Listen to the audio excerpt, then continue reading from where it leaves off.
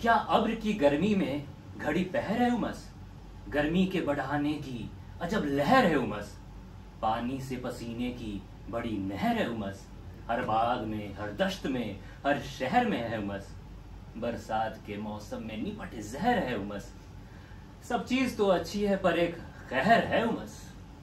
इधर तो पसीनों से पड़ी भीगी हैं खाटे, गर्मी से उधर मैल की कुछ चोटियां काटे, कपड़ा जो पहनिए तो पसीने उसे आटे, और नंगा जो बदन रखिए तो फिर मक्खियां चाटे।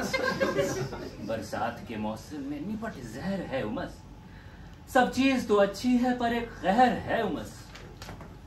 उमस में तो लाजिम है न पंखा न हवा हो, एक कोठरी हो जिसमें धुआं खूब भरा हो, और मक्खियों के वास्ते गुड़ तन से मला हो। उस वक्त मजा देखिए उमस का कि क्या हो। बरसात के मौसम में निपट जहर है उमस, सब चीज तो अच्छी है पर एक खैर है उमस। इस रुत में तो वल्लाह अजब ऐश है दिलखा, में बरसे है और सर्द हवा आती है हर गाह, जंगल भी हरे गुल भी खिले सब्ज चरागा, उमस ही मगर दिल को सताती है नजीरा। बरसात के मौसम में निपट जहर है उमस, सब चीज तो अच्छी है पर एक कहर है उमस।